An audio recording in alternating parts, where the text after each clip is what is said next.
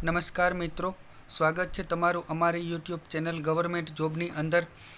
આજે અત્યારે આપણે લઈને આવી ગયા છે સુરત મહાનગરપાલિકા એટલે કે એસએમસી દ્વારા ડાયરેક્ટ રિક્વાયરમેન્ટ જે બહાર પાડવામાં આવી છે તેના નોટિફિકેશન વિડીયો.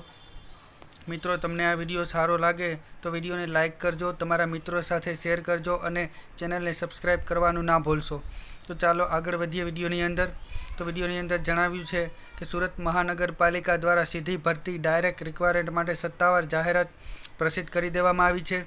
ઓનલાઈન અરજી પ્રક્રિયાની વાત કરીએ મિત્રો તો 22 જૂન 2026 સવારે 11 વાગ્યાથી શરૂ થઈ ગઈ છે અને ફોર્મ ભરવાની છેલ્લી તારીખની વાત કરીએ મિત્રો તો 6 જુલાઈ 2026 રાત્રે 11 વાગ્યા સુધી ફોર્મ ભરી શકાશે.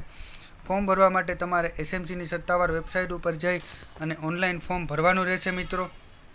જગ્યાની વિગતોની વાત કરીએ તો કુલ 80 જગ્યાઓ માટે આ ભરતી બહાર પાડવામાં આવેલી છે, જેની અંદર ઇલેક્ટ્રિકલ વાયરમેનની 69 જગ્યાઓ છે, આસિસ્ટન્ટ આર્કિટેક્ટની જગ્યાઓ આપેલી છે અને અન્ય ટેકનિકલ જગ્યાઓ આપેલી છે. શૈક્ષણિક લાયકાત તેની અલગ અલગ રહેશે, જે આપણે આગળ વિડીયોમાં જાણશું.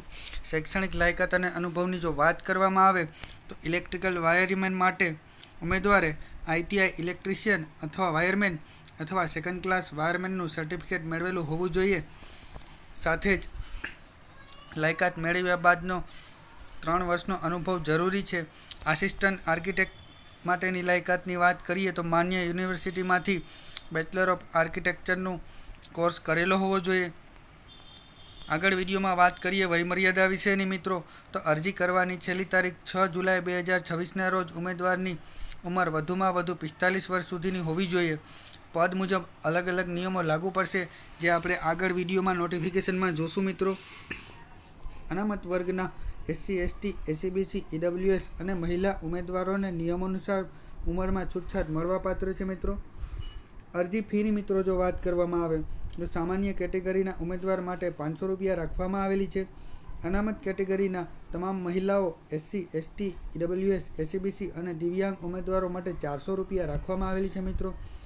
ફી માત્ર ઓનલાઈન પેમેન્ટ ગેટવે દ્વારા જ સ્વીકારવામાં આવશે, જેમ કે credit card, debit card, net banking, UPI દ્વારા જ સ્વીકારવામાં આવશે.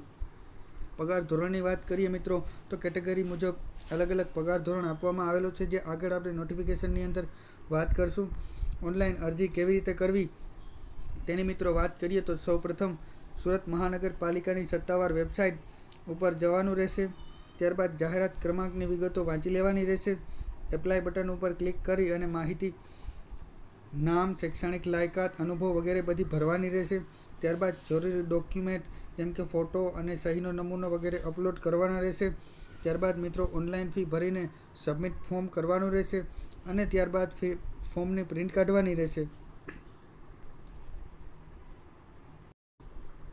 મિત્રો, તમે સ્ક્રીન પર જોઈ શકો છો કે આ સુરત મહાનગરપાલિકા દ્વારા બહાર પાડવામાં આવેલું રિક્વાયરમેન્ટનું નોટિફિકેશન છે, જેની અંદર તેની વેબસાઇટ પણ ઉપર દર્શાવવામાં આવેલી છે. તે વેબસાઇટ ઉપરથી તમારે ઓનલાઈન અરજી કરવાની રહેશે. નોટિફિકેશનની અંદર મિત્રો જોઈએ તો કઈ કઈ વેકેન્સી આવેલી છે તો કે પહેલી વેકેન્સી છે એડમિનિસ્ટ્રેટિવ ઓફિસરની, ટોટલ 9 જગ્યા આવેલી છે. આસિસ્ટન્ટ આર્કિટેક્ટની 2 જગ્યા આવેલી છે અને ઇલેક્ટ્રિકલ વાયરમેનની ટોટલ 69 જગ્યાઓ આપેલી છે. ત્યારબાદ મિત્રો વાત કરીએ તો ઉમેદવાર માટે સામાન્ય સૂચનાઓનું લિસ્ટ આપેલું છે, જે જરૂર વાંચી લેવી તમારે.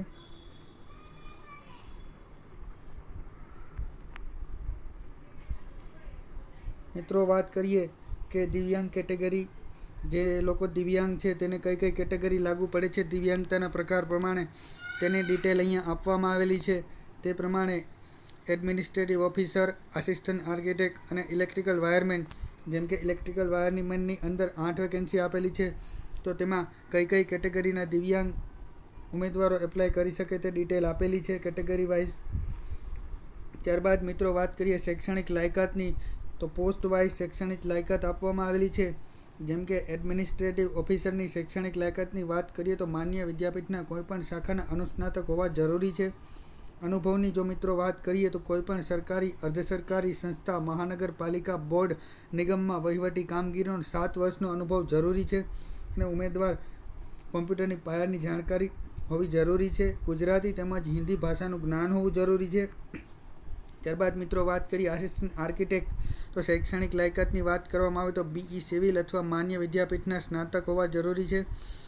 આ લાયકાત ઉપરાંત ઉમેદવારે માન્ય વિદ્યાપીઠની કે સંસ્થાની સિટી પ્લાનિંગ, રિજિયોનલ પ્લાનિંગ કે અર્બન ડિઝાઇનની પોસ્ટ ગ્રેજ્યુએટ ડિગ્રી અથવા ડિપ્લોમા ધરાવનાર કે ટાઉન પ્લાનર સંસ્થાની પરીક્ષા પાસ કર્યા બાદ તેમનું સભ્યપદ ધરાવતા હોવા જોઈએ.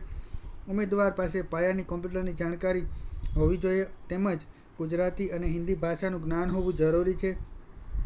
ઇલેક્ટ્રિકલ વાયરમેન પોસ્ટની મિત્રો જો વાત કરવામાં આવે તો તેની અંદર શૈક્ષણિક લાયકાત મિનિમમ 2 યર સર્ટિફિકેટ કોર્સ કરેલો હોવો જોઈએ. વાયરમેન અથવા ઇલેક્ટ્રિશિયનનો અથવા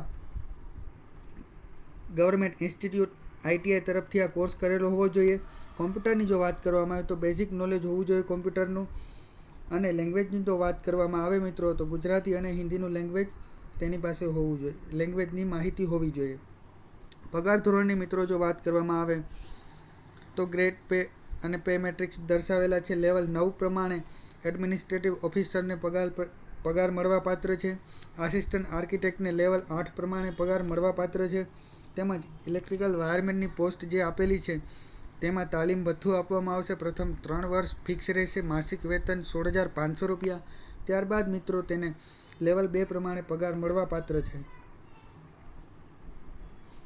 વયમર્યાદાની જો વાત કરવામાં આવે તો વયમર્યાદા ઓનલાઈન અરજી કરવાની છેલ્લી તારીખ 6 તારીખ 7મો મહિનો 2024ના રોજ ગણવામાં આવશે મિત્રો.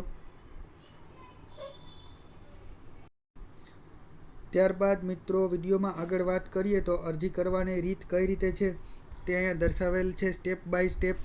તો રજિસ્ટ્રેશન પહેલાં કરવાનું રહેશે, પછી user login detail, verify mobile number, account completion, ત્યારબાદ લોગિન કરવાનું રહેશે, પ્રોફાઇલ બનાવવાની રહેશે અને એપ્લાય નાવ ઉપર ક્લિક કરી તમારે પર્સનલ ડિટેલ પહેલાં ભરવાની રહેશે. ત્યારબાદ એજ્યુકેશન ક્વોલિફિકેશન ભરવાની રહેશે મિત્રો. ત્યારબાદ એક્સપિરિયન્સની ડિટેલ પણ ભરવાની રહેશે. ત્યારબાદ ડોક્યુમેન્ટ અપલોડ કરવાના રહેશે.